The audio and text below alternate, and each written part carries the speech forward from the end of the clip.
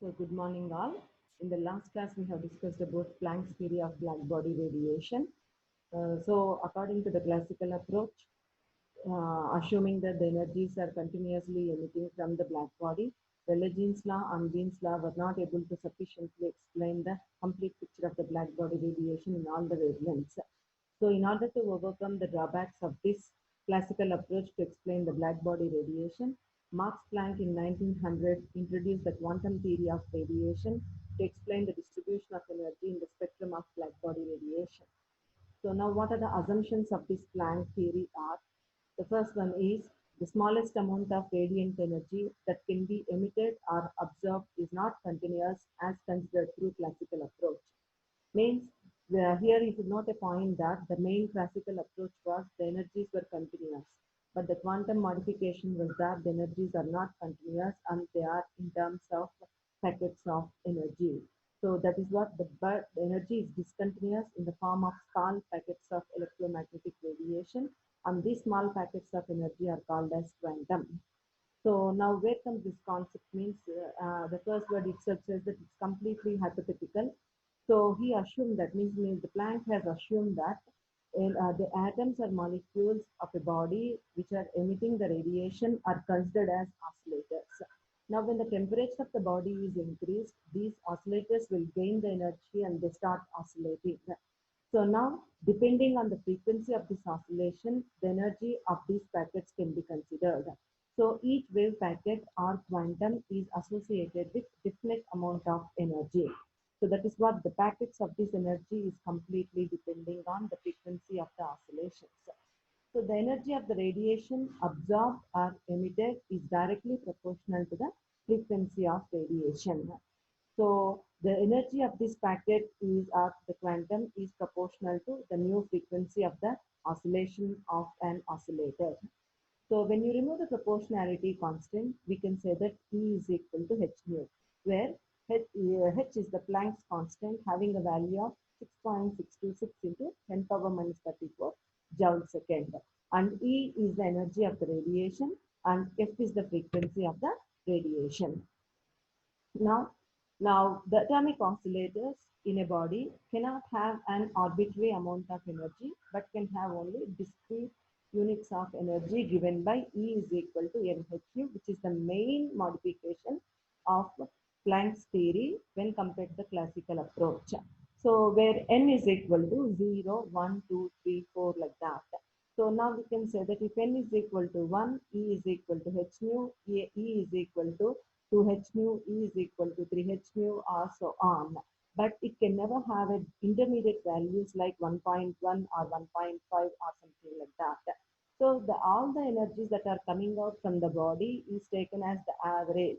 So irrespective of the temperatures, like when the temperature is increased, whatever may be the frequency of the oscillators that are vibrating, the output that is coming out from the body is taken as the averages of the energy, and these averages are quantized, which is equal to NH nu.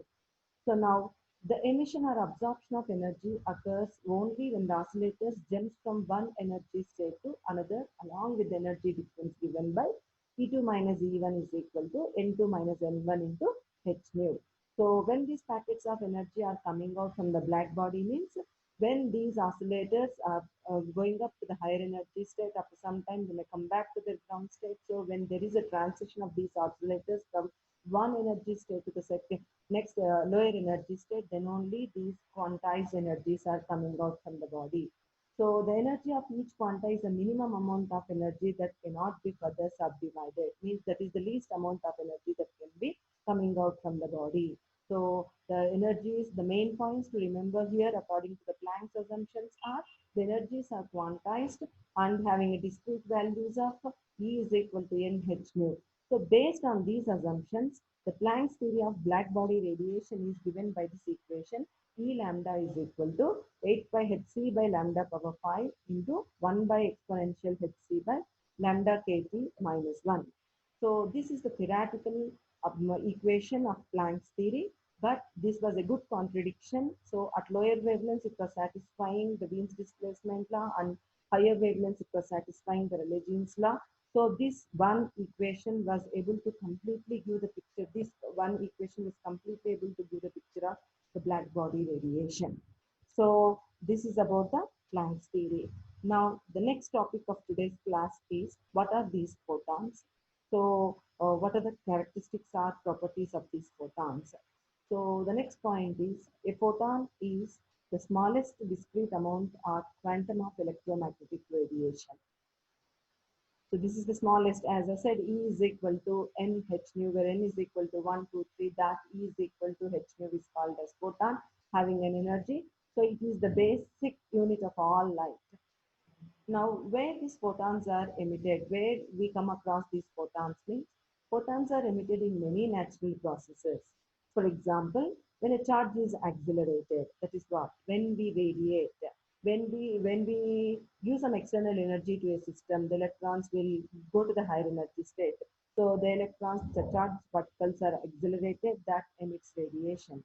Similarly, during atomic, molecular, or nuclear transition, from higher energy level to a lower energy level, photons of various energies will be emitted, ranging from radio waves to gamma rays.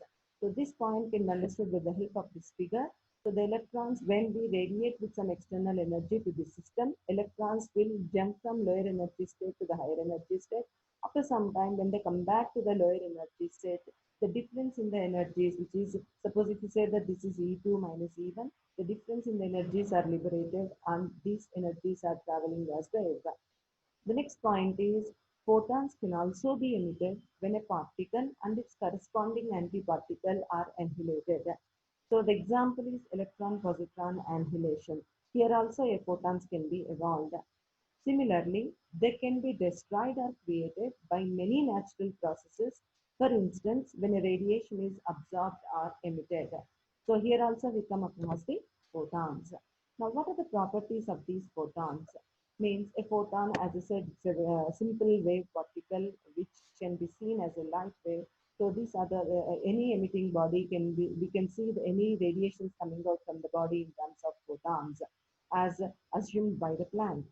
So the basic properties of these photons are: photon is an elementary particle and it has no mass.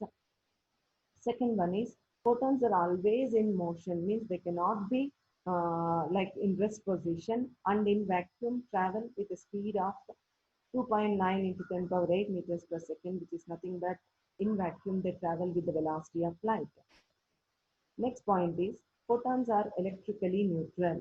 So photons are electrically neutral means there are no electric charge, unstable, and one of the rare particles that are identical to their antiparticle, means which is very much similar to that of the antiphoton. The next point is photons are spin 1 particles.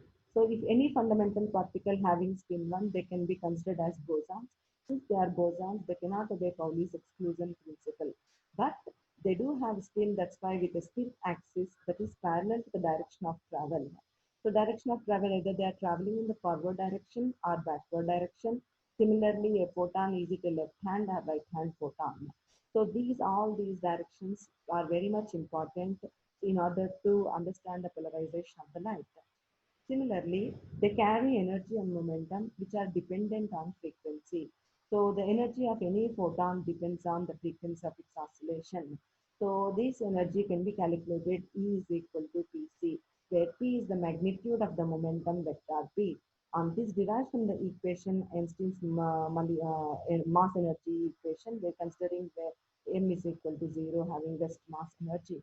So the energy and momentum of a photon depends only on the frequency or inversely proportional to the wavelength. The next point is it cannot decay on its own. So although the energy of the photon can transfer upon interactions with other particles, they can have interactions with electrons, means collisions with electrons and other particles, such as in the Compton effect. And in the Compton effect, we know that the particles of light collide with atoms, causing the release of electrons. Means they can interact with any of the other fundamental particles or any, also with the matter. Now, existence of the photons have been detected by some experiments like photoelectric effect and Giger counters. Thank you.